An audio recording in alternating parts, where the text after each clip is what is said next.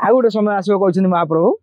ଅଗ୍ନିର ଦାହାକ ଶକ୍ତି ବହୁଳ ପ୍ରଭୁ କରିବେ ହରଣ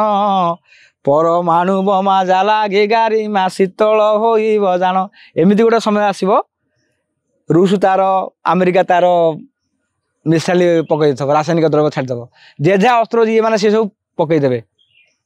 ଗୋଟେ ସମୟ ଆସିବ ଲେଖିଛନ୍ତି ମହାପ୍ରଭୁ ଅଗ୍ନିର ଦାହକ ଶକ୍ତି ଅଗ୍ନିର ହଜାର ହଜାର ପରିମାଣ ଯୋଉ ନ୍ୟୁକ୍ଲିୟସ୍ ଅସ୍ତ୍ର ଅଛି ସବୁ ପକେଇ ଆରୋହଣ କରିବେ କିନ୍ତୁ ଏମିତି ସମୟ ଆସିବ ସେ ପୁଣି ବନ୍ଦ ହବ ପରମାଣୁ ବୋମା ଜାଲାଗି ଗାରିମା ଶୀତଳ ହୋଇବ ଜାଣ। ଭାରତ ଏମିତି ଗୋଟେ ନିୟମ କରିବ ଜାତିସଂଘରେ ସମସ୍ତଙ୍କ ପାଇଁ ନିୟମ ହବ ଶୀତଳୀକରଣ ହବ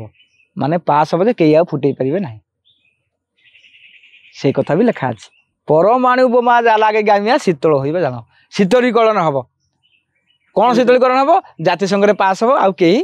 କିଛି କାମ କରିପାରିବେ ମାନେ କେହି ଯେ ଯାହା ଅସ୍ତ୍ର ଯାହା ପାଖରେ ରହିବ ଏଇଟା ଗୋଟେ ଫାଇନାଲ ହେଲା ପରେ ହଠାତ୍ ବନ୍ଦ ହବନି କିଛି ଯୁଦ୍ଧ ହବ ଆସିବ ସେମିତି ଆସିକି ଲେଖିଛନ୍ତି ମହାପୁରୁଷ ପରମାଣୁ ବୋମା ଜାଲାଗି ଗାରିମା ଶୀତଳ ହୋଇବ ଜାଣ। କଳି ତାଣ୍ଡବ ଗୀତା ବଳରାମ ଦାସ ଲେଖିଛନ୍ତି ଯୋଉ ଯୋଉଟା ପଢିବା କଥା ପଡିଯିବ ପଡିଯିବ ତାପରେ ପୁଣି ଗୋଟେ ଶାନ୍ତି ପ୍ରସ୍ତାବ ଆସିବ ଭାରତ ହିଁ କରିବ।